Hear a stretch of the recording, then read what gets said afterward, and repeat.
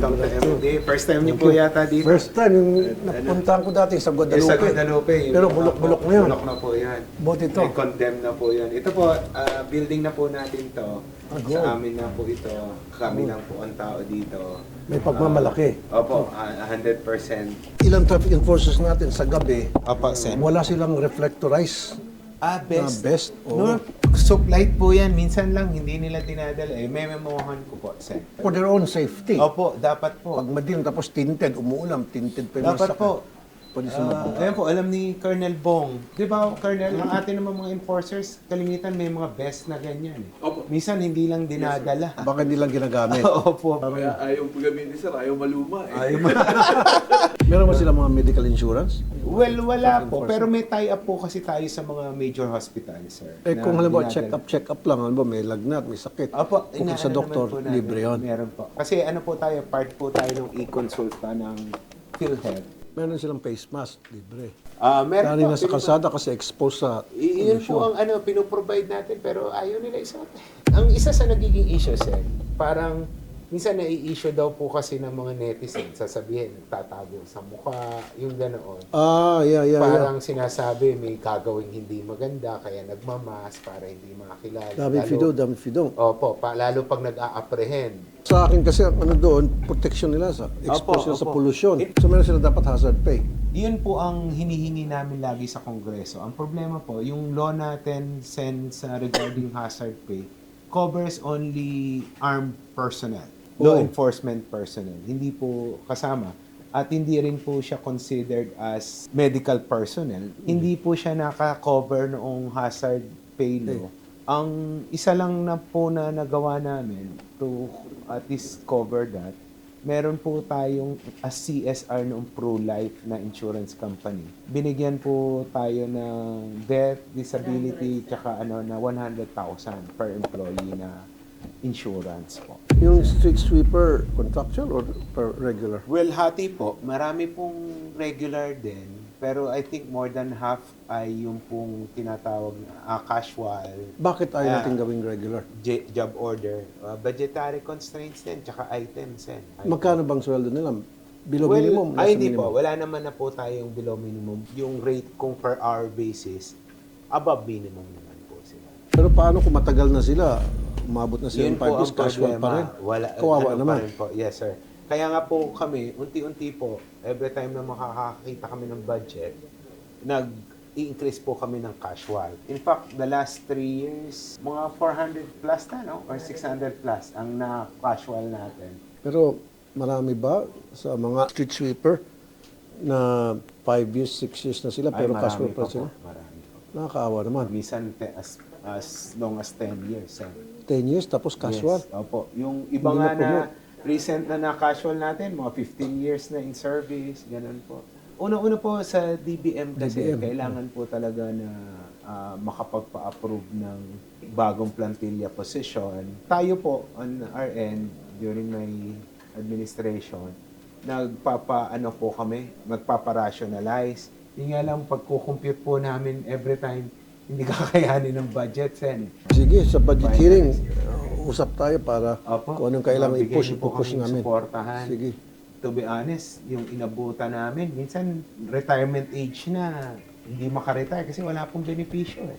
What if kung yung job order taasan, mas mataas sa sweldo kaysa sa regular simply because yung mga regular meron silang automatic benefits, itong job order, pwede silang bumili ng insurance ng sarili for the meantime. Ang ginagawa na lang po namin, pag may mga benepisyo na pwede namin ibigay, pinaprioritize din po namin sila. Ganoon din po. Like, sa Christmas bonus, magbibigay Ayun, po doon kayo tayo. babawi. Doon kami babawi. Yan siguro, pwede kong i-push pagdating sa budget hearing Yes, kung sir. ano pwede ko maitulong sa Opo, agency. niyo. salamat po.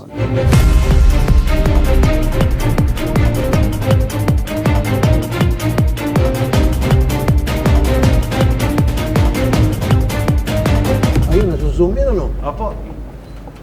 Pakita mo yung yung sa katipunan natin, yung nasa building. Yan po, nasa building yan, pero i-zoom mo sa plaka. Kaya? Opo, kayang-kaya po. Wow, kuha nga. Clear pa. Opo, clear po yan, very clear. Yan po, makikita yung plaka. Oo. Kahit doon nasa building po yan. Ilang cameras lahat-lahat? Meron. Pag natapos po lahat ng ginagawa natin, nasa total 1.4 na po. Pero may ongoing yung pag-install po namin. At saka po yung sa EDSA natin, sir, kahit gabi, Okay. naku-capture po. So night vision. Even may headlight, di ba po? Dati po kasi, pag may headlight, hindi mo na makita yung plaka. Okay. Ngayon po kahit may headlight, Kaya, makita po yung plaka.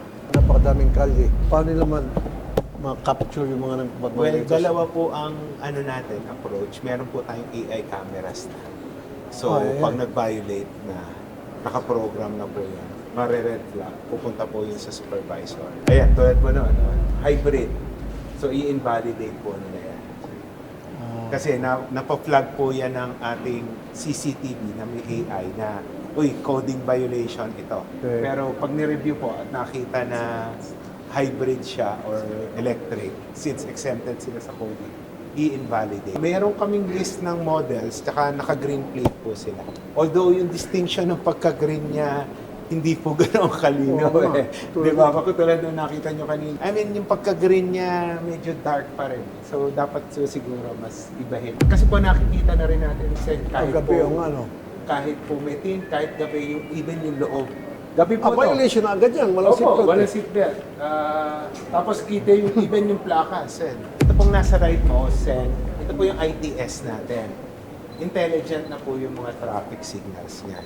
AI? May mga detectors na po. Ano yung sabihin ng stag? Yun po yung ating nanguhuli using po yung body camera. So, bali yung tropa ngayon, sir, nasa Santolan sila ngayon, sir. Okay. Pero pwede natin tawagan, sir. 0191. So, saan ko? Galing ah. Report. Bilis agad ah.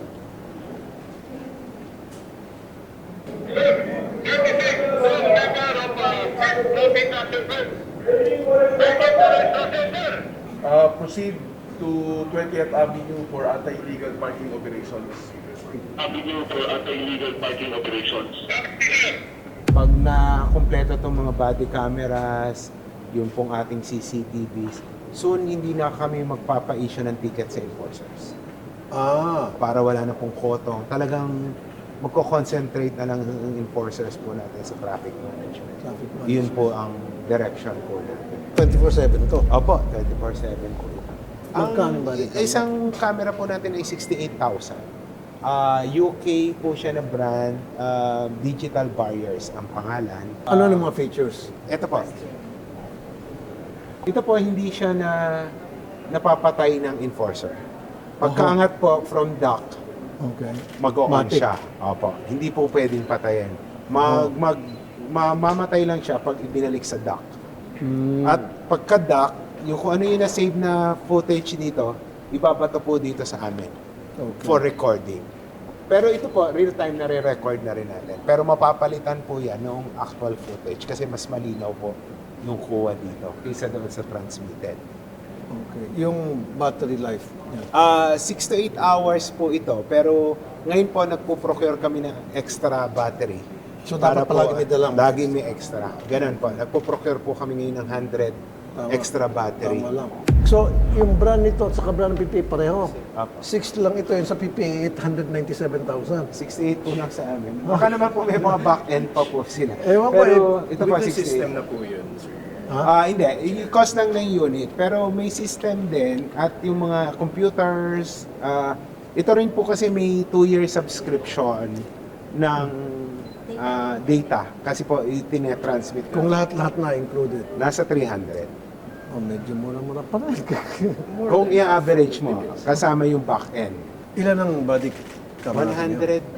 100. Since ito naman po lahat ay in public places, medyo limited naman po yung extent ng data privacy po. Tingin ko po sa buong Pilipinas, ito na ang pinaka maganda, pinaka-advanced, pinaka-high-tech. Dapat lang. Siyempre, kayo agency pagdating sa traffic. Opo, ito po, mga bingi po to. Siya po yung PWD. Opo. Good. May taya po tayo sa Lasal, Wow. tinitrain po sila. Okay. Tapos sila po yan. Kasi ang sabi po nila, since wala silang naririnig at nako-compensate sa sense of sight, Yes. kaya mas keen sila sa pag Huhuli po. Mga deaf mutes po yan. Marami po tayo dyan, hina-hire custody train. O, dapat maganda Apo. programa. Tie up po natin Dalawa sa lang? Lasal. Hindi po, marami po yan. 17 po sila. Okay, very good. 7. Eh, sino mo supervisor nila? Ganun katulad. Meron po kaming supervisor na marunong ng sign language. Tinrain din po. Tinrain din. Opo, tinrain din. Ganda Sign po, check. ganun programa. Opo, Dapat opo. lahat ng ano sa Opo, mga deaf mutes po sila. Pakita ko lang namin yung data room namin.